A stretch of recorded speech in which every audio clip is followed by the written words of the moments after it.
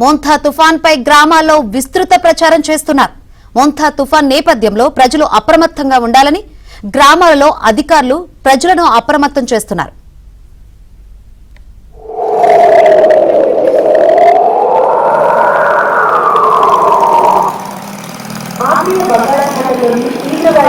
ఈ రోజు రాత్రి నైరుతి మరియు పశ్చిమ మధ్య బంగాళాఖాతంలో తుఫానుగా బలపడుతుంది.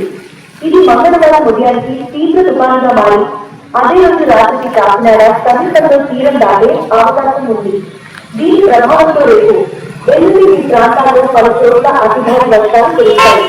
బలమైన ఈదుగాలు వీస్తాయి. దయచేసి ఇంట్లోనే సురక్షితంగా ఉండాలి, అప్రమత్తంగా ఉండాలి. ఆంధ్రప్రదేశ్ రాష్ట్ర విపత్తుల నిర్వహణ సంస్థ వారితో జారీ చేయనున్నది. హెచ్చరిక, మోంథా తుఫాను హెచ్చరిక. మోంథా తుఫాను 28వ తేదీన కాకినాడ సమీపంలో తీరం దాటే అవకాశం ఉంది.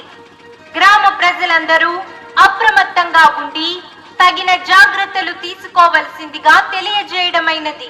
మోంథా తుఫాను హెచ్చరిక, మోంథా తుఫాను హెచ్చరిక. మోంథా తుఫాను 28వ తేదీన కాకినాడ సమీపంలో తీరం దాటే అవకాశం ఉంది. గ్రామ ప్రజలందరూ భారీ వర్షాలు కురిసే అవకాశం ఉన్నందువల్ల ప్రజలు అప్రమత్తంగా ఉండాలని, అత్యవసర సమయంలో ఇంటి నుంచి బయటకు రావాలని అంటున్నారు.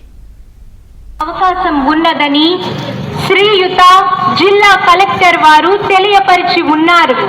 కావున గ్రామ ప్రజలందరూ తీసుకోవలసిన జాగ్రత్త చర్యలు: త్రాగునీరు, పాలు, కూరగాయలు, కొవ్వొత్తులు వంటి అవసరమైన ఇతర నిత్యావసర వస్తువులను తగినంత మేర అందుబాటులో ఉంచుకోవాలి.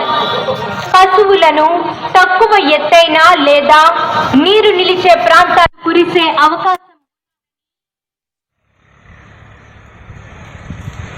పాటించవలసినదిగా కోరడమైనది. ఈ